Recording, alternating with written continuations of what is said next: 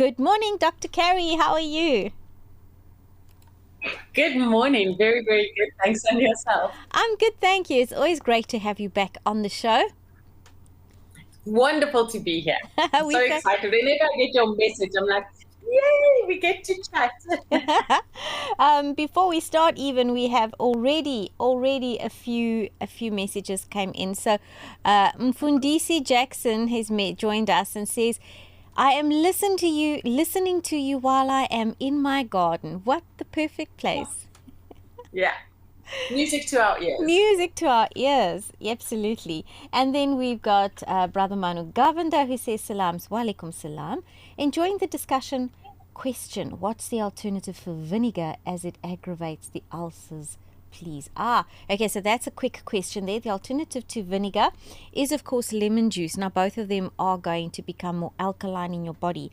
But if you cannot take either of those because it aggravates your tummy, then kombucha is a good one to get because it is a probiotic drink and it is going to help to balance your pH. And you can also take a good probiotic that contains Lactobacillus acidophilus. It's one of the most important bacteria to keep our gut pH more alkaline.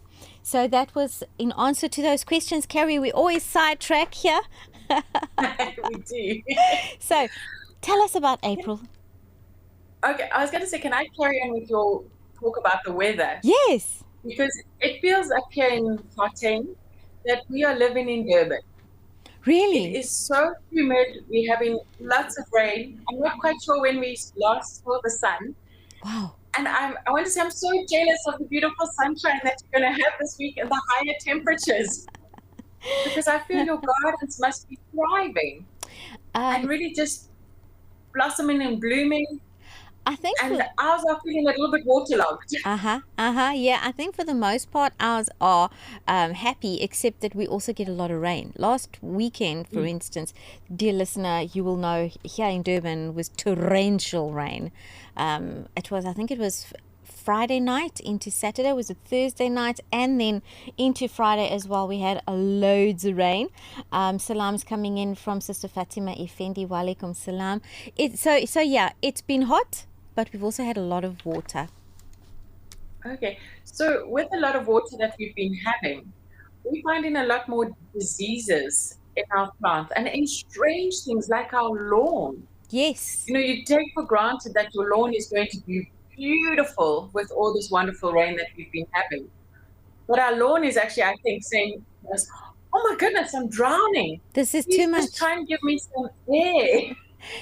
Yeah, and the aerating, I'm always taken back to the shoes my dad made for me when I was 9 years old to aerate the grass. They were not shoes. It was just a flat piece of wood that he had kind of cut out to more or less the shape of a sole. And then he drilled nails through it. So that the long nails into the ground. And he'd say, these are your, what did he call them? Your stilts. So you walk through the garden, and as you walk through the grass, it aerates the grass because there's, you know. That's an excellent idea. Yeah, so I think your dad was a genius. So you strap them onto your feet with just some fabric or whatever, and it works. So if you've got an old gumboot, you can, get the really long nails and drill it through the base and then put a sole in it, and you can walk around your garden and aerate it. I think that's really good because a lot of people, the thought of trying to get your fork in or it's difficult to, you either have to hire the rollers or not get the rollers. And so I really do think I love the shoe idea. I'm definitely going to be sharing that with others. There you go. I'm not sure who's learning more, you or me. We learn with each other. This is that show. True. Yes, everybody's an expert. Nobody has all the answers. Oh, gosh. Now, there's lots of stuff that we have to do in April, and I know as the weather starts to change, people want to get rid of all the leaves. And I was just commenting with Buddy Govender, who does the Sunday Breakfast edition just before our show, that we really actually do need those leaves. Yes. So I love April in the garden. I just feel it's a time of renewal. It's like the mini spring. You took the words out of my mind. Mini spring. Yeah. So the leaves are amazing for compost and mulch. So, try and use those leaves to put them around your plants, put them around your trees, or put them into a compost heap. But Yes. don't ever put them in those black bags and put them on your pavement. I mean, that would just break my heart in so many ways. Yeah. So I think try and use your leaves for mulch, because we do need to start. I know you don't get so cold in the towel, but maybe just protecting your plants, putting that extra layer of mulch helps the weeds stop growing. It keeps our soil temperatures a little bit warmer, and our roots need. I always think of wintertime as root development or roots getting into a nice cozy bed. Mm-hmm. And that's what you want to promote in your gardens now for winter. Because, oh, sorry. And you raise an interesting point because you talk about, keeping the warmth in the soil. But what I find in Durban is that I find that the winters can be a bit dry. And although we have humidity in the air, it's dry, so the soil gets really dry. So by having that mulch, you're also retaining the moisture from when we have these heavy rains. Yes, absolutely. No, I mean, mulch is essential. I think I can't understand how people don't understand how important it is and how much easier it makes gardening. And also, it brings in that whole cyclic nature of garden. Yes, You know, yes. the leaves are falling off the tree naturally. And if we as humans didn't like a very clean and tidy environment, they would naturally fall at the base of the tree to form a mulch around it, Yes. a micro habitat for all the insects and different things that will break them down over time. Mm-hmm. But sometimes as humans, I feel we think we know better, Yeah. and we must rake them all up and make it all neat and tidy. And then, once they go, they'll hopefully go to the garden center and buy mulch. But Yes. it's been provided for us, so we must Yes. use what's given to us. For sure. Yeah. In terms of the mulch and people liking things looking clean, and yes, in August and in winter when things are more asleep, it in a way is easier to make things look completely tidy and completely clear, but it also looks barren. And so I say when I say, someone will say, oh, that garden looks so untidy, all the leaves have fallen down to somebody's garden. I'll say, no, it just looks dormant, as it should. It's asleep. Mm. So Yeah. the leaves are the blanket. It's sleepy. Yes, exactly. But then there's so much beautiful things that you can start planting in your garden. All the new seeds are out. Mm-hmm. So you could start putting all your leafy green veggies, your cabbages, your broccolis, I always think your cruciferous, if I get it right. Veggies are an excellent one. We have in lovely kale and chow, so all our veggies for stir fries and that sort of thing. These are already doing these seedlings. So that's quite a bonus. And my favorite is also the bulbs. So we've started getting the daffodils in stock and the freezers. There's lots of indigenous bulbs that we can start planting, Mm-hmm. which will give us beauty in spring. And I think that they teach us the essence of gardening, that it's a journey Yes. and you actually have to be patient, which I never used to appreciate about bulbs. I like the instantness of the pansies and the primulas that I plant them and they flower within 2 to 3 weeks. And the bulbs, when I plant them and they don't flower for about 3 months, I'm like, oh my goodness, I've forgotten about them by then. And then we get this beautiful surprise when they do flower. Mm-hmm. But I think those are lovely things to start planting. And a And lot of the then we bulbs just had a come. custom. Sorry, the a lot of the bulbs also come up with in the winter. Some bulbs coming up in the winter, and then some in the spring. I always look forward, Cary, in the springtime when I'm driving here in Durban. I didn't see it so much in Joburg, and I don't know why, but there is. I forget the name of it now. It looks like a little. I don't know, like a little pink lily almost, and it grows wild on the embankments, and it grows through the grass. And I look forward to those in the springtime because they're this pinky, purpley. If you know the color, if you know the name of it, dear listener, please do message us on WhatsApp. It's kind of on the tip of my tongue at the moment. But they are so pretty. That our WhatsApp number 0861904156. Yeah, they're really pretty, and they come up just, you have all of these bulbs in the springtime, and we don't realize it. Get them in now. I knew a lady Yeah. who used to grow her yellow daffodils in one section of the grass. She used to bury them among the grass. And so in the springtime, up came the daffodils. And when she mowed the lawn, then obviously the daffodils would get just kind of cut off, and then they'll just flower again. Yeah. No, I think bulbs are remarkable like that. The pink one might be a crinum or of the crinum family because they're indigenous to South Africa. It would be that. If And they, yeah. you find quite a few different varieties of them. They're quite tall though. So I'm not sure when you're thinking about like the felt grass that would pop through there. Or Yes. it could also be, but I think it might be is this the Franthus, but they come more in a white and a light pale pink. But let's see, maybe some of the listeners will know exactly which one you're talking of. Yes. But I think that is with bulbs, is that they do give you that surprise and that beauty. And then, you get one favorite is always the hyacinths, which I actually plant in a vase in my home. And I plant it with pebbles. I don't even put it into soil. Mm-hmm. And then we get to see the roots grow through. And then this, it's for me, it's a picture of how the plants grow. And I get to see each stage of the development. Yes. So I really do love that as well. But I also think, now is the time to go and look in your garden.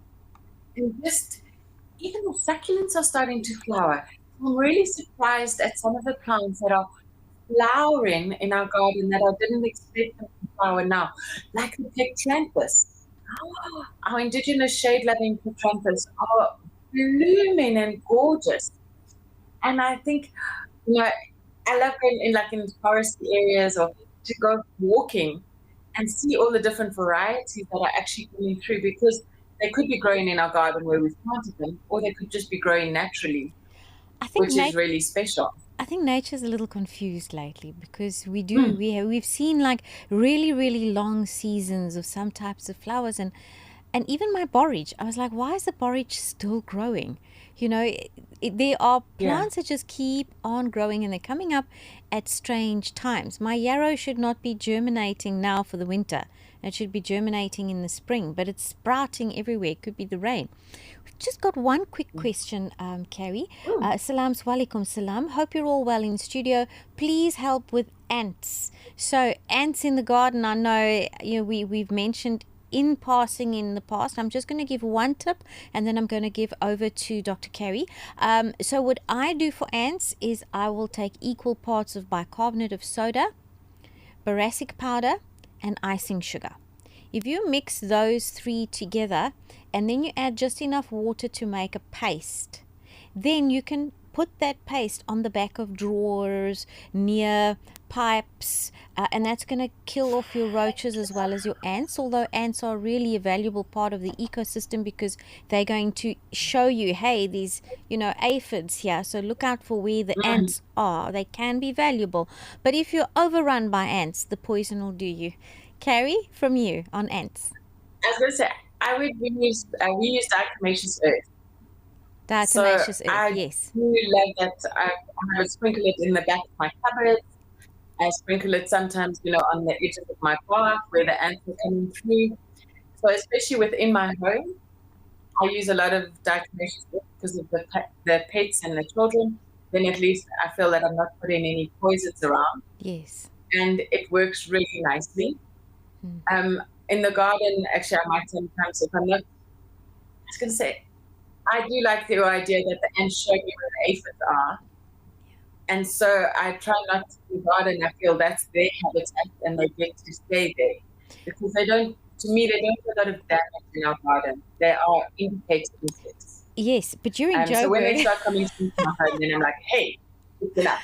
You're putting in my space now. But Cary, I'm not going to lie, you're in Joburg. I used to live in Joburg. Come down to Durban and we'll talk again.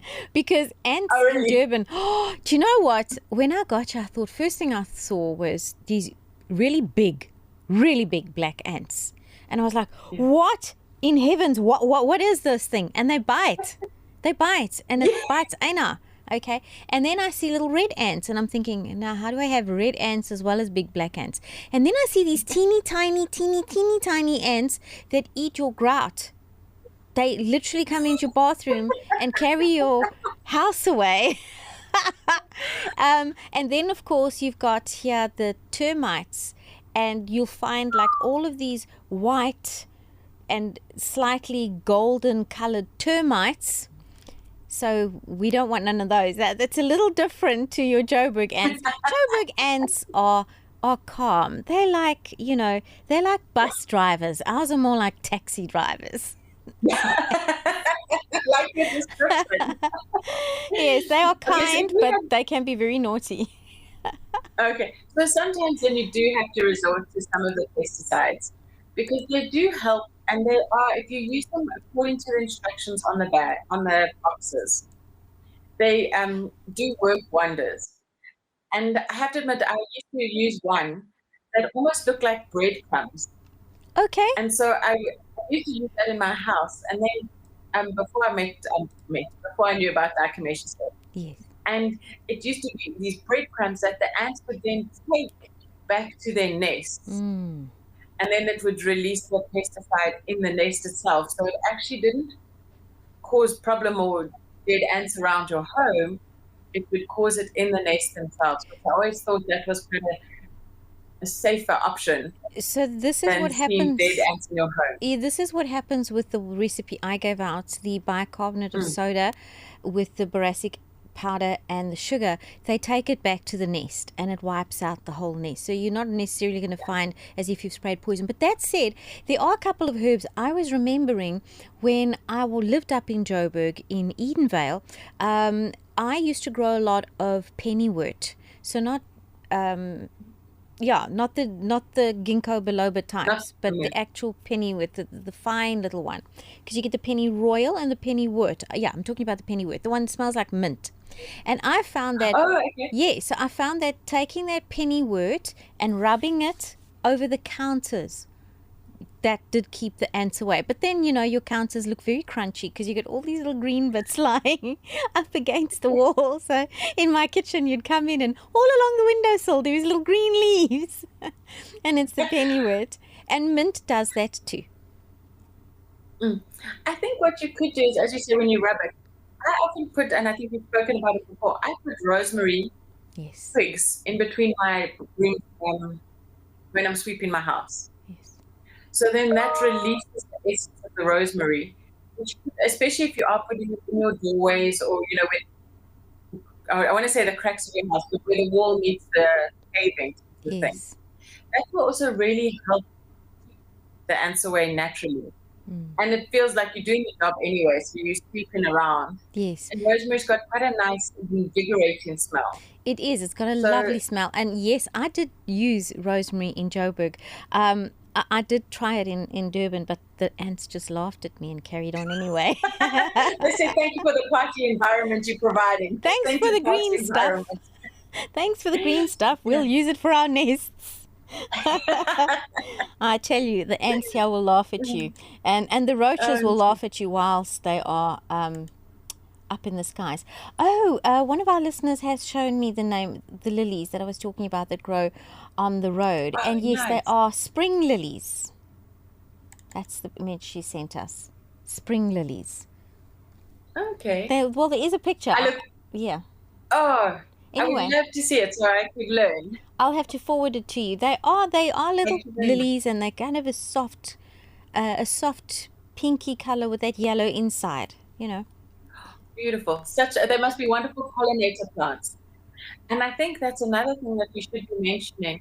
Because, now is the time to maybe start planting some poppies for your pollinators, throwing out some Namaqualand daisy. Yes. I'm looking for any vacant land close to where I live, because I always just go and throw Namaqualand daisy in this vacant land, because then I think, I'm beautifying environments which might be a little bit barren and hard on the eyes in winter. Yes. And especially in Gauteng, we get that, our winters become very brown and boring. So I always think, Namaqualand daisy seeds are going to brighten it all up. And when people see them on their pavements in open felts, they're going to be like, that's beautiful. Yes. Or one of my contributions to the environment. Yes, just throw some seeds, scatter some seeds where you go. In fact, if you're wanting to, have some really rich soil for the springtime, another thing you could be planting down at the moment is hemp, the kind of hemp that you can buy from porridge stores and whatever. So it's not anything psychoactive, but just the actual hemp plant. A lot of the hemp seeds that you buy for your breakfast porridge, you can throw those out and they will germinate and they will grow. And it can restore the soil completely. In 2 to 3 years, it completely regenerates the biome, which is amazing. So if you have some spare land and you're wanting to strengthen it a little bit, that's one you can plant. And the other thing I learned about that I didn't know, and this was something I learned a few years ago, was stinging nettle. So stinging nettle apparently also returns a lot of nutrients into the soil. So why not plant your stinging nettle, harvest it so you can dry it for your home apothecary. And stinging nettle is amazing as a sideline, to completely clean out your blood, for your urinary system, for kidney support and bladder support and liver support if you don't take too much of it, of course. Stinging nettle is brilliant. And then you can use it in your compost because it is a compost activator. So actually, when you talk about stinging nettle, I remember one time on a radio show, the listeners would Green thumbs up on a Sunday. That's your gardening and natural living show you didn't know you needed.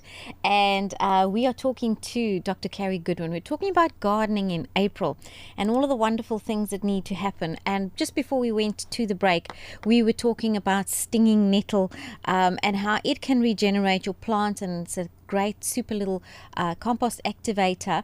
Now, Cary, when I first looked into stinging nettle, I met an elderly lady. I don't even know how old she was. She was an elderly lady, and she had this little book, and she said she's going to give me this little book, and it was all about stinging nettle, and she had bought it in the UK many years before, and she'd had it translated because she spoke predominantly Zulu, and this was a book in English. And when I read the wonders, I think it was called The Wonders of the Nettle, and how they can use the outside leaves, so how do I say it? So the stem, the actual outside of the stem of the stinging nettle, to make paper, similarly to the way you would use hemp to make paper. And I thought, that's odd, that's very new. So it's great for that. It is great for arthritis. The needles, the sting of the stinging nettle is actually what stimulates the healing in the joints through the inflammatory response, which is so weird. And of course, if you've ever touched a stinging nettle, it itches. To good heavens, it itches. But the solution for it is inside the plant. It's the juice of the stinging nettle. So you may go running around trying to find something that you can put on there because it's itching, and it's all it is just go back to the plant, cut the stem open, and take that juice. That's what gets rid of the sting in stinging nettle. It's the juice itself. Let me see if I can turn you on. Dr. Cary, I'm not sure. Can I hear you? Are you there? Oh, there you are. Okay, perfect. Sorry, I just have to turn you on. I was going to say, how amazing is that? Yes, awesome. She. I think it was fascinating. So, the very young stinging nettle leaves, we can put them into our food, and they're a very high source of potassium, very high source of iron. Stinging nettle as a tincture is... I use it. I make it at home as a tincture. I make it at home as a honey as well. And it's great for sore throats. I recently had tonsillitis, so it works. It helps. It helps, even if it doesn't take it away. But you make it as a tincture. It's great to clean out your blood. My dad, many years ago, was diagnosed with some platelet issue. There was not enough plasma in his blood, basically, and the doctor said, he's only got so many months, and they need to take the medicine. He needs to take this medicine and then come back and see how it goes. And I said, Daddy, you need to just get onto stinging nettle, because it completely rejiggers, for lack of a better word, your blood. It rebalances everything in your blood. And after 3 months, he was fine. And the doctor said, I wonder which of the tablets worked. And my dad said, it was none of them. I didn't take any of them. I took the stinging nettle. Wow. Yeah. And it's a great one for people who suffer from hemorrhoids or piles or sciatica. It's a perfect one for sitz baths because it has such a beautiful anti-inflammatory kind of thing. But it does make hair grow. So if you do use it on a sitz bath, just be prepared. Make it only just for your bottom and not for your legs, because yes, you'll grow hairy legs. Stinging nettle does promote hair growth. So that's my little thing on stinging nettle. Let's get back to gardening in April. Okay, so the other one that we had a customer actually asking us for this morning, and then I said to him, it's quite a new trend, and I think you guys probably do it very well in Natal, is the planting of fruit trees. So people are realizing in smaller gardens, maybe we don't have trees or we don't have suitable trees anymore, which we do. There are a lot of lovely indigenous and exotic trees.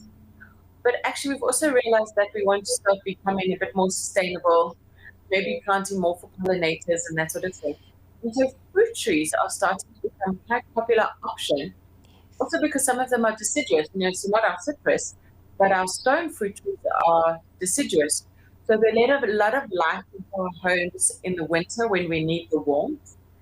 And then they provide beautiful shade trees and fruit in our summer months. And especially for the trees, going into spring when they're in full blossom, it's just a wonderful tree to start having around. So I would maybe have a look around and see, do you have a space that you could plant a fruit tree? And even if you don't have a space in your garden, maybe you could plant something in a pot. If it's a big pot, obviously it does need to be quite big. But the fruit growers are actually realizing that people want fruit trees. So they are adapting and they're putting them onto strong rootstock. They're grafting onto strong rootstock, a smaller type of tree. So you could even grow like a cherry tree in a pot. Yes. And, those sort of things. So I think we have to look, because growers are adapting to meet the needs of consumers. And are we changing our lifestyles?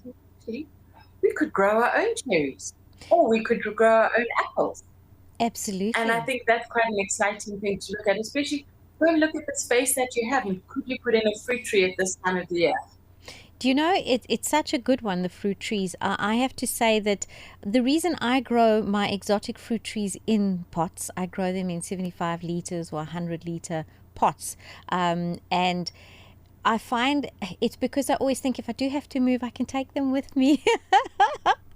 Because, I've got different kinds of custard apple trees, from the Anona, the Rollinia, the soursop. I've got some canistel or egg fruit and some sapote trees and marula and things like that. And I find, you can actually grow them very well in pots.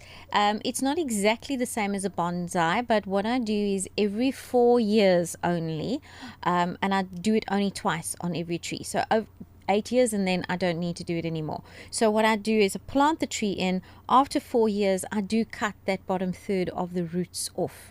Otherwise, I don't touch the roots of the plant. But every year within that pot, I find that from the outside, so from the inner part, the very far outside corner of your soil, I remove like a trench right around the pot of soil, all the way down, and add fresh soil mixed with compost around there. And then, of course, feeding your fruit trees. It's such a nice thing to have. Such a nice to have your own little olives, and you can experiment making a little bit of your own olive oil. Your cherry trees, as you said, the flowers, the trees, those are some of the first to blossom, aren't they? Yeah. Yeah. Coffee trees, the flowers smell like jasmine. It's so wonderful. And they've got that beautiful fruit. Yes. I think it almost looks like a Hazigium or a brush berry fruit with that red berry. Yes. And I just think, wow. And my favorite, I love citrus. So I have a lot of citrus trees when you come into the entrance of my home. They're all in big pots. But I like it because, again, it's for the fragrance. I'm not very good at adding the lemon juice to my water, as you advised at the beginning. But in my mind, I'm doing that. In your mind. And you can grow, of the citrus, there's beautiful lime trees that grow a little bit lower. Or you can have a kumquat, and train it into like a lollipop tree, and you've got kumquats. And with some of the citrus trees as well, they get now variegated. The So leaves are you get variegated. the variegated calamandins. You started getting the variegated lemon trees now as well. So lemon eureka becomes in a variegated one. Mm-hmm. And there's a new one that's just been released that's called, I think it's a lemon eureka rosy. And she's got a slightly pink tinge to her, both in the leaf and in the fruit. Okay. So I think that's lovely. And then the one thing to remember with your fruit trees that we forget is that because they are grafted, most of them, you just need to watch that sometimes the graft doesn't get excited and then shoot out suckers. Yes. And then you actually have to, as soon as you see that sucker, you want to cut it off. We had a customer who had a caviar lime, which he said was delicious. Mine hasn't fruited yet, so I'm not sure. But it had suckered, and he was like, he brought it in to say, can I cut off my sucker because it seems to be taking lots of energy from the plant. And so we said, yes, definitely, cut off your suckers. So anything below the graft, cut it off so that your plant doesn't waste energy on stuff that's not going to give you great fruit. Yes, yes. It happens a lot to the lemon trees because I know that nurseries tend to graft the lemon trees so that they will, bear fruit in the same year that they sell the lemon tree. But, the wild lemon tree onto which the fruiting lemon is grafted sometimes takes over. It just grows crazy. And it's quite often thorny. Yes. So the stems, it's like a good old-fashioned rough skin lemon with those vicious thorns and very thick peels or skin. So you're talking about that, and that's what happened to my lemon tree. So those are now the lemons I've got because it took off and it's got these very big thorns. But these are the sweetest lemons I've ever eaten. They are the ugliest lemons. They are the ugliest little buggers. When I look out onto the tree and I see these lemons, I think, what on earth happened to you? They look like, you've taken a ball of pastry and rolled it into really thick soil and silt and dirt, and because they're full of nodules and I have sprayed them, so it's certainly not a problem with the growth. It's the actual variety. But I cut one open, and I love lemons. And I said to my son a while back, I said to him, he said, Mom, what are you eating? I said, I'm eating a lemon. He says, what do you mean you're eating a lemon? You can't eat lemons. I said, well, try this. He said, where'd you get this? I said, from our tree. The tree didn't bear when we got to Durban. So my father said, give it a hiding.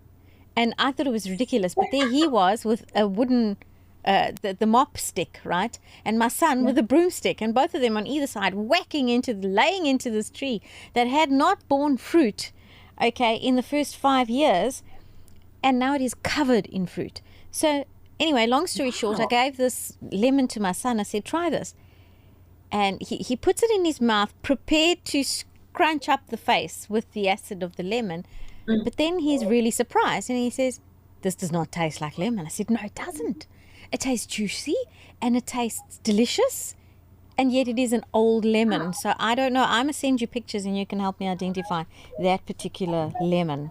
But yeah, cool. Covered that would in be fruit. Lovely. Yeah, but they can take over and they are thorny and yeah. So okay, so we have one on the farm. You have one on the farm. And I remember trying to pick the lemons, and actually my hands came up bleeding. Because the thorns, scratch you when you're trying to pick the lemons from the inside. We hadn't pruned it very well either. So that's also something, but not for now, but later on in the season when we talk maybe in June or July, is to just look at pruning your plants, especially your fruit trees or stone fruit trees, to get more lighting. So once they've finished all the leaves and they're in full deciduousness, that's such a word, then and even not if it's a fruit tree, but even your other trees, your deciduous trees are ideal to prune them in the winter so that they have really nice shape when they are dormant, rather than trying to prune them. So we've got our seeds that we need to put in. We've got our cruciferous vegetables, always our lettuce. Beetroot, we could put beetroot down now at the moment. Beetroot's excellent. Peas onions. And beans and onions and things like that are great. And then your fruit trees, we said, you can even plant them in pots. So if you've got a balcony, you can have the pot in the sunny corner where it gets the heat from the wall as well, which will be reflected heat. Great. And then can we put some annuals in? Are there some nice annuals that might grow? Yay. Best annuals ever, because there's so many edible annuals. Yes. So you should be planting like your pansies, your violas. Yes. And then you could plant your calendulas, which you could add to your curries, not only for color, but for that tart type of taste. So you could add those. The petunias, not edible, but you could add them in those hot sunny spots because they are going to love the winter. And they are going to look gorgeous. And there's so many nice new petunias on the market. There's a whole range that's all about milkshakes. So it's like a blueberry shake and a strawberry shake and a raspberry shake. And so actually, I just think when I look at my petunias, I plant them into pots in my garden. Then I'm like, oh, it's almost like I'm drinking a milkshake when I look at the different plants. I'm one of those suckers. I love to plant for the name. Now, why are they called milkshake? Are they striped or are they just pastel colors?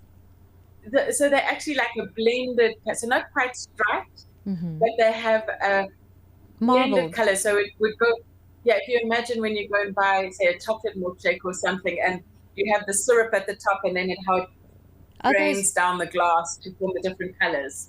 Oh, lovely. And they're beautiful. Milkshake petunias, folks. The variation. We're going to go and look out for milkshake petunias while you tell us send you some photos about some other some other annuals that you can put in. So it's also then you can put in your traditional ones like your gazanias, your dianthus will be looking really lovely. But I also think don't rush plants that maybe were still looking beautiful, like our solascapes and our sun patience. Are looking lovely. Some of our beacon impatiens, they didn't do so well with all this rain.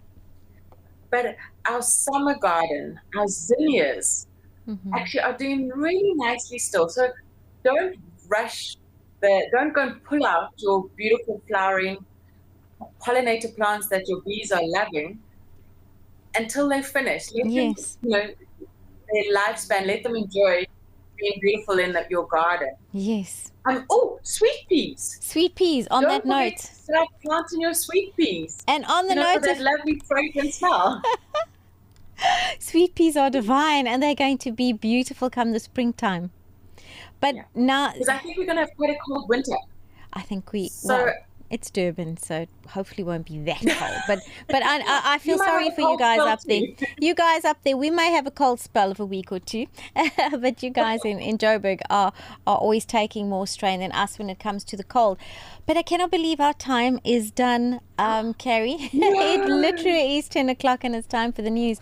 So I'm going to have to say goodbye to you until we see you again next month, folks. We will see Dr. Cary Goodwin again at the start of next month for more of our monthly update. From me, from the entire team at Radio Al Ansar, green thumbs up. Remember, today is a beautiful day to be happy. Until we see you next week. Assalamu alaikum wa rahmatullahi wa barakatuh. Bye, Dr. Cary.